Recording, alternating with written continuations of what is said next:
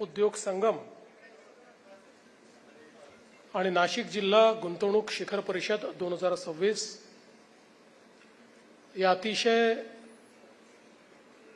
सुंदर अशा कार्यक्रमामध्ये मंचावर उपस्थित असलेले मंत्रिमंडळातील आमचे सहकारी श्री गिरीश महाजनजी, उदय सामंतजी, दादा भुसेजी, नरहरी झिरवळजी, संजय सावकारेजी, खासदार शोभाताई बच्छाव, आमदार माणिकराव कोकाटे, देवयानीताई फरांदे, सीमाताई हिरे, हिरामणजी खोसकर, महापौर श्रीमती हिमगौरी आडके, श्री मच्छिंद्र सानप, श्री नाना कुलकर्णी, श्री दीपेंद्र कुशवाहा, श्री प्रवीण गेडाम, श्री शेखर सिंह, श्री आयुष प्रसाद, श्री अजित कुंभार, श्री जलद शर्मा, श्रीमती मनीषा खत्री, श्री संदीप कर्णिक, श्री दत्तात्रय कराळे, या ठिकाणी मंचावर उपस्थित सर्व मान्यवर आणि उपस्थित सर्व भगिनी आणि बंधूंनो, आज अतिशय आनंदाची गोष्ट आहे की कुंभ उद्योग संगम आणि जिल्हा गुंतवणूक शिखर परिषद याचं आपण आयोजन केलं.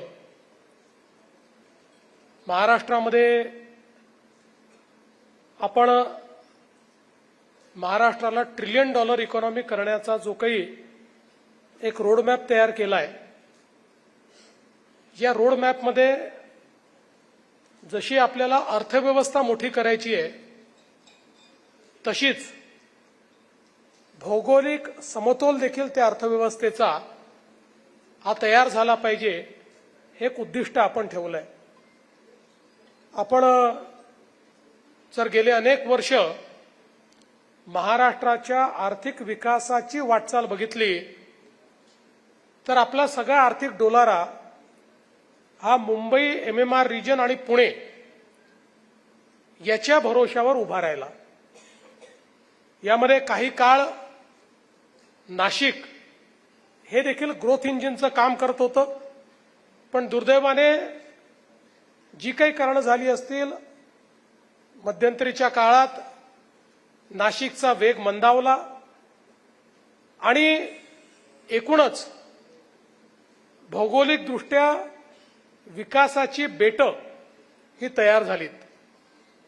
आणि म्हणून आपण हा निर्णय केला की $1 ट्रिलियन इकॉनॉमी जर आपल्याला करायची असेल तर समतोल विकास घडवणं हे अत्यंत महत्वाचं आहे. आणि म्हणून जिल्ह्याला गुंतवणुकीचं केंद्र केलं पाहिजे. जिल्ह्याचा स्ट्रॅटेजिक प्लॅन तयार करून प्रत्येक जिल्ह्यामध्ये इन्व्हेस्टमेंट कशी आणता येईल, त्या जिल्ह्याच्या पोटेन्शियलचा पूर्ण उपयोग कसा करता येईल, आणि केवळ मोठे उद्योग नाहीत तर MSMEच्या माध्यमातून त्या जिल्ह्यातली क्षमता लिव्हरेज कशी करता येईल, या दृष्टीने आपण मोठ्या प्रमाणात हे काम चालू केलं.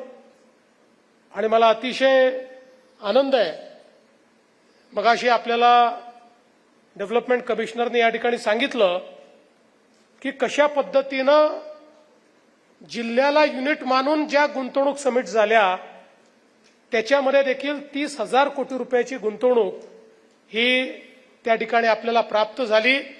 आणि यामध्ये ज्या जिल्ह्यांनी उत्तम काम केलं त्यापैकी एक हा नाशिक जिल्हा आहे, हे सांगताना मला अतिशय आनंद वाटतो.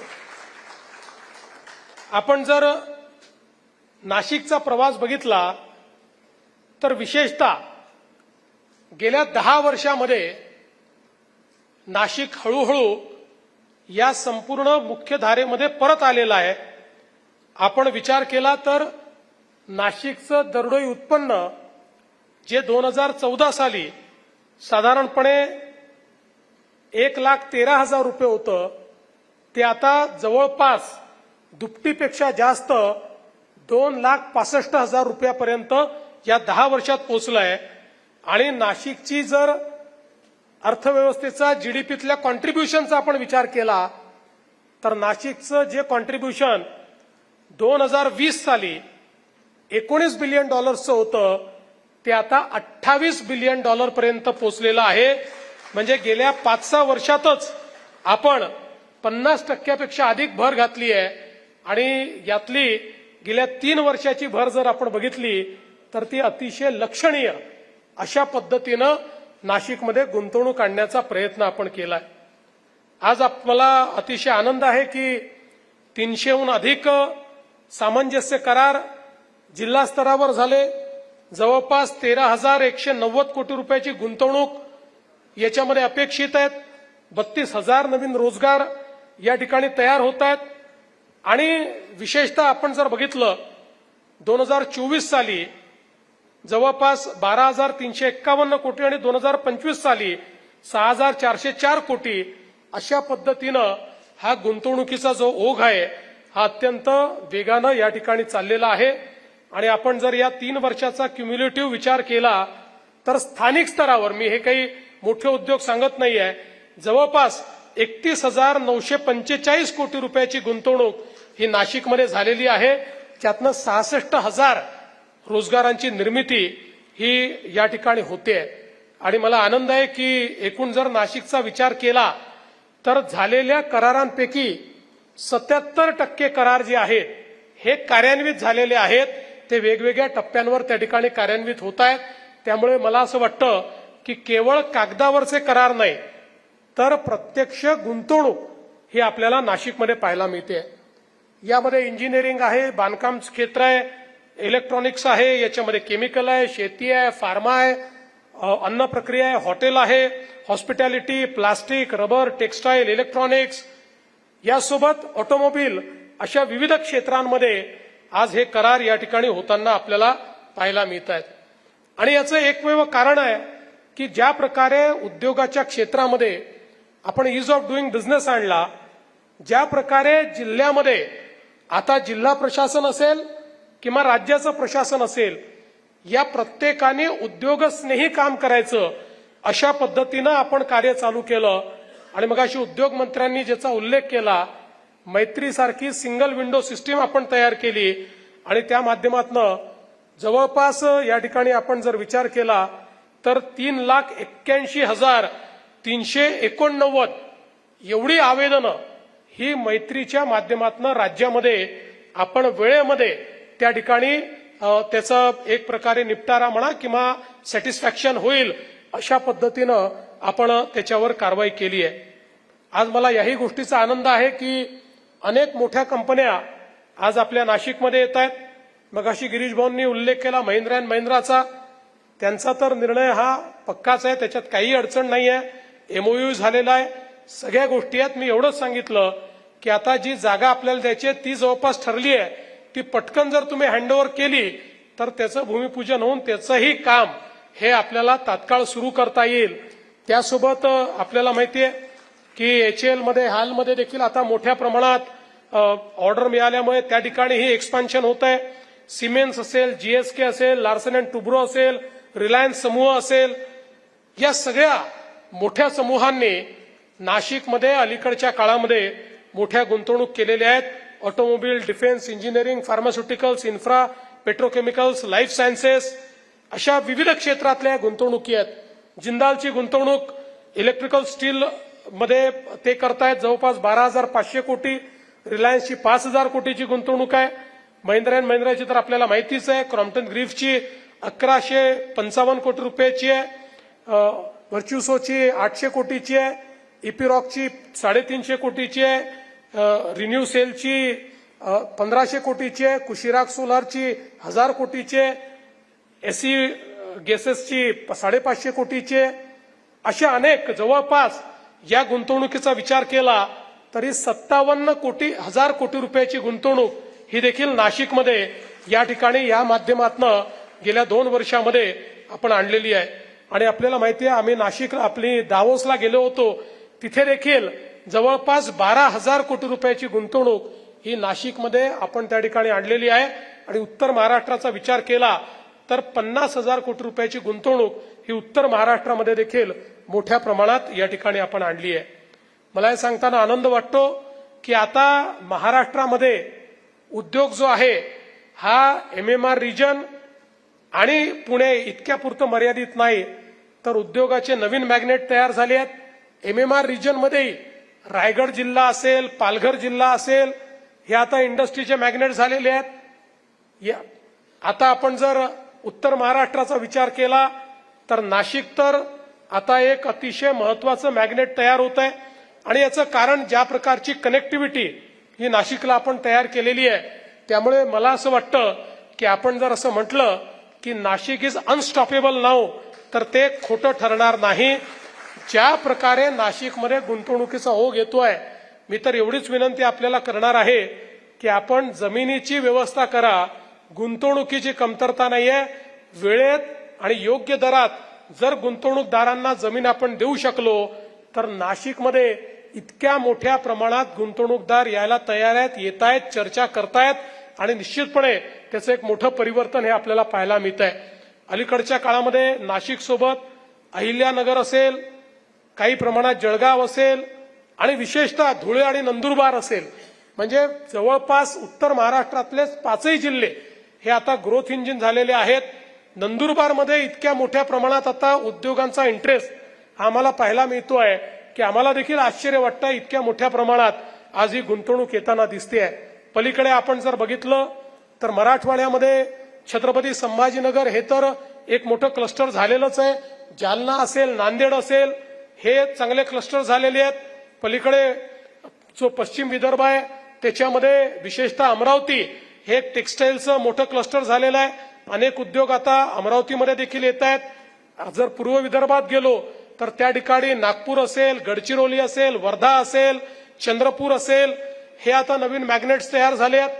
म्हणजे आपण जर उद्योगाचा विचार केला तर आता महाराष्ट्रामध्ये सर्वदूर मोठ्या प्रमाणात उद्योग हे तयार होत आहेत. आणि मगाशी जसं सांगितलं की GCC मध्ये देखील आता मोठ्या प्रमाणात या ठिकाणी महाराष्ट्राने ती क्रांती कॅप्चर केली आहे आणि देशाच्या 24% GCC हे आता महाराष्ट्रामध्ये या ठिकाणी आहेत. आणि मी तुम्हाला सांगतो, GCC करता पुण्याच्या खालोखाल, मुंबईच्या खालोखाल सर्वात चांगली इकोसिस्टीम जर कोणाकडे असेल तर ती नाशिककडे आहे. Nashik can capture it. त्यामुळे याही संदर्भात पुढच्या काळात आम्ही GCCचं कॅपिटल जे आहे हे जरी पुणे असलं तरी GCC करता आम्ही नाशिकलाही मार्केट करणार आहोत आणि नाशिकमध्ये मोठ्या प्रमाणात GCC आले पाहिजेत या संदर्भातला आपण प्रयत्न करणार आहोत.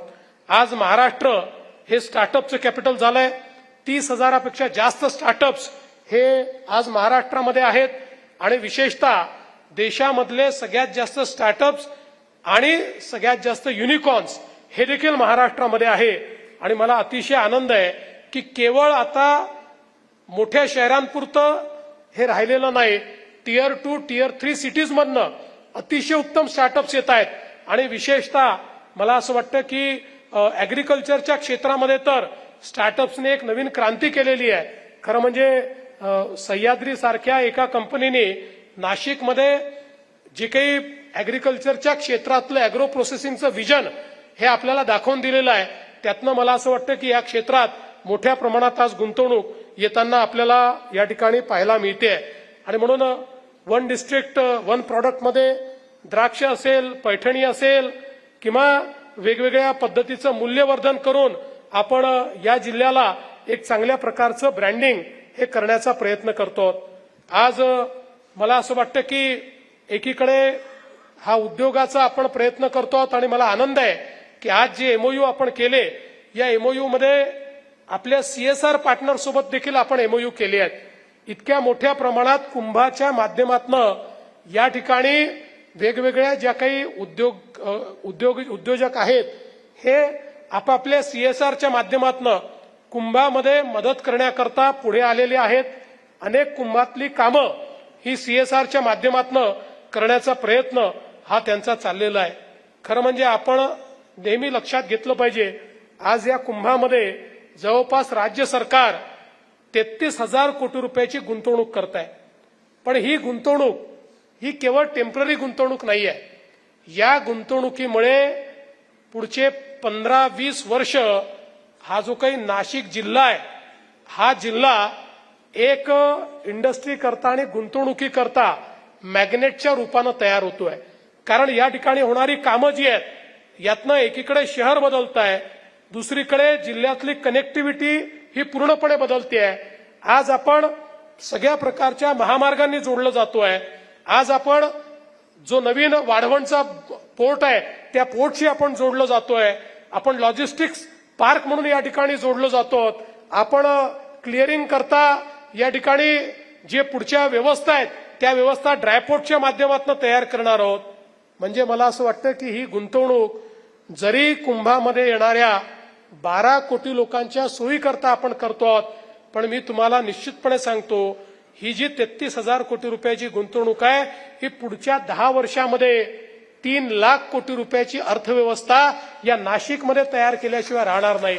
आणि म्हणून मला असं वाटतं की केवळ याच्याकडे आपल्याला धार्मिक पर्यटनाच्या स्वरूपात पाहून चालणार नाही, तर एक इकॉनॉमिक ड्रायव्हर म्हणून देखील आज हा कुंभमेळा या ठिकाणी आपल्याला पाहायला मिळतोय.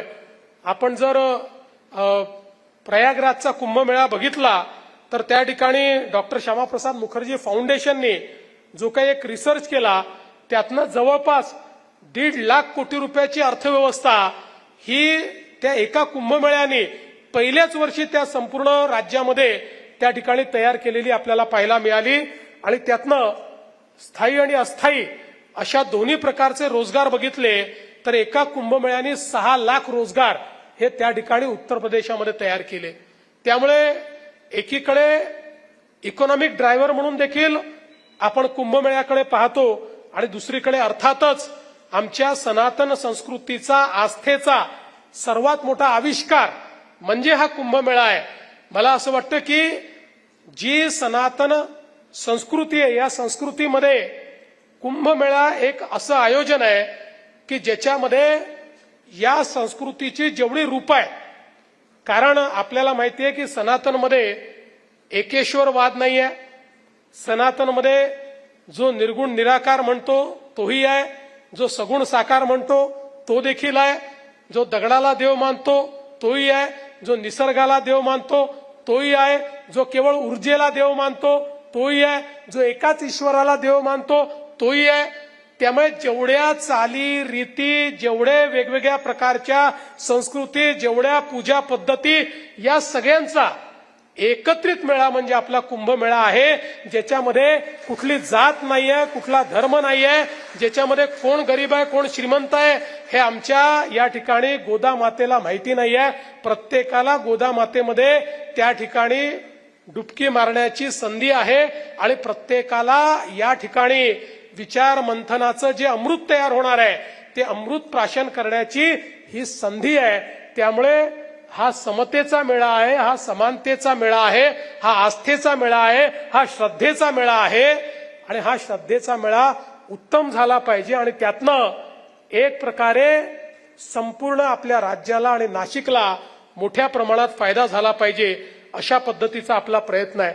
आज आपल्याला माहिती आहे की नाशिकचा रिंग रोड आपण जर केला तर त्या एका रिंग रोडमुळे केवढ्या मोठ्या प्रमाणात एरिया ओपन अप होईल आणि त्यातनं किती मोठ्या प्रमाणात गुंतवणुकीच्या संधी या त्या ठिकाणी निर्माण होतील. आज आपण ज्या प्रकारे गोदावरीचं शुद्धीकरण करतोय, ज्या प्रकारे आपण मलशुद्धीकरण केंद्र नवीन तयार करतोय, ज्या प्रकारचे पर्यावरणाचे वेगवेगळे कामं आपण हातामध्ये घेतलेले आहेत, या सगळ्या गोष्टींमुळे खूप मोठ्या प्रमाणात आपलं जे एक सस्टेनेबल विकासाचं स्वप्न आहे हे स्वप्न आपण या ठिकाणी पूर्ण करणार आहोत. आणि सगळ्यात महत्वाचं मला एक गोष्ट सांगायची आहे, कारण वारंवार असा नरेटिव्ह तयार होतो की कुठेतरी कुंभ करायचा आहे तर त्याचा कुंभ करताना आपण पर्यावरणाचा विचार करत नाहीये, कुठेतरी फार झाडं कापण्याचा आपली मानसिकता आहे. या सगळ्या गोष्टी अतिशय चुकीच्या आहेत. खरं म्हणजे आपण जर बघितलं तर आपण हा जो कुंभ आहे हा कुंभ झाल्यानंतर ज्यावेळी या ठिकाणी त्याचा कार्बन फुटप्रिंट किती तयार झाला याचा आपण विचार करू आणि आपण किती सस्टेनेबली कुंभ केला. मी तुम्हाला निश्चितपणे सांगतो आपण पॉझिटिव्ह असू, आपण निगेटिव्ह असणार नाही. अशा पद्धतीनं या कुंभाची रचना जी आहे ही आपण केलेली आहे. आणि म्हणून मला विश्वास आहे की शेवटी आपण कामं करत असताना काही कठोर निर्णय घ्यावे लागतात, पण ते निर्णय घेत असताना आपण पर्यावरणाचं नुकसान किती करतो, आणि पर्यावरणाला आपण फायदा किती करून देणार आहोत, आपल्या एकूण ऍक्टिव्हिटीच्या मोजमापामध्ये आपण आपल्या या कामामुळे आपण पर्यावरणाला त्याचं किती संवर्धन करणार आहोत याचं एक मोजमाप आपण केलं पाहिजे आणि त्या मोजमापामध्ये आपण उजवेच ठरू हा विश्वास मला या निमित्ताने वाटतो. आणि म्हणून मी आज खूप अधिक बोलणार नाही, पण अतिशय सुंदर अशा प्रकारचा कार्यक्रम या ठिकाणी झाला. हॅकेथॉनमध्ये आपले जे काही स्टार्टअप्स आले त्यातल्या 6 स्टॉल्सला आम्ही बाहेर भेटी दिल्या. अतिशय सुंदर अशा प्रकारचं वेगवेगळ्या प्रकारच्या टेक्नॉलॉजीजचा वापर करून कुंभ अधिक सुगम कसा होईल याचा प्रयत्न आपला चाललेला आहे. कारण आपला प्रयत्न असा आहे की आजपर्यंतच्या कुंभांमध्ये सर्वात डिजिटली सॅव्ही अशा प्रकारचा कुंभ आपल्याला या ठिकाणी करायचा आहे. सर्वात जास्ती टेक्नॉलॉजीचा उपयोग करणारा कुंभ आपल्याला करायचा आहे आणि हे करणं याकरता देखील जरुरी आहे. मी नेहमी सांगतो की आपण जर प्रयागराजचा कुंभ बघितला तर प्रयागराजचा कुंभ हा जवळपास 15,000 हेक्टेअर जागेमध्ये होतो आणि आपल्याला काहीशे एकर जागेमध्ये हा कुंभ करायचा आहे. त्यामुळे इतक्या मोठ्या प्रमाणात मागच्या कुंभापेक्षा 5 पट लोक जर जास्त आले तरी देखील कोणालाही कुठल्याही प्रकारचा त्रास न होता, कुठलाही भक्तिभाव कमी न होता प्रत्येकाला कुंभ हा एक प्रकारचा स्पिरिच्युअल एक्सपिरियन्स आहे, एक आध्यात्मिक अनुभूती आहे. अशा प्रकारची अनुभूती या कुंभाच्या माध्यमातून मिळाली पाहिजे अशा प्रकारचा आपला प्रयत्न आहे. आणि मला आनंद आहे की जी आपली नाशिक जिल्ह्यातली सगळी टीम आहे ही टीम दिवस रात्र राबते. या कुंभाकरता अतिशय चांगली तयारी चाललेली आहे. आमचे कुंभ मंत्री असतील किंवा इतर मंत्री असतील हे सगळे याच्यावर लक्ष ठेवून आहेत. चांगल्या प्रकारे सहकार्य सगळ्यांचं चाललेलं आहे आणि त्यामुळे कमी काळामध्ये अतिशय गतीनं सगळी कामं आपण त्या ठिकाणी पूर्ण करतो आणि मला विश्वास आहे की कुंभ सुरू व्हायच्या आधी ही सगळी कामं आपण पूर्ण केलेली असतील. 85 वर्षातला एक अत्यंत महत्वाचा योग या कुंभामध्ये आलेला आहे. तो योग जास्तीत जास्त लोकांपर्यंत पोचावा अशा प्रकारचा प्रयत्न आपण करू. आणि म्हणून आज ही खरोखर अतिशय आनंदाची गोष्ट आहे की आपण एकीकडे कुंभ आणि दुसरीकडे आपला उद्योग या दोन्हीचा कुंभ उद्योग संगम केला आणि या कुंभ उद्योग संगमाच्या माध्यमातून आपण समाजातल्या सर्व क्षेत्रातल्या लोकांना कुंभाशी जोडून घेण्याचा जो प्रयत्न केला त्याबद्दल तुमचं मी अतिशय मनापासून अभिनंदन करतो आणि या चांगल्या कार्यक्रमामध्ये मला निमंत्रित केल्याबद्दल आपले आभार मानून मी माझे 2 शब्द संपवतो. धन्यवाद. जय हिंद, जय महाराष्ट्र.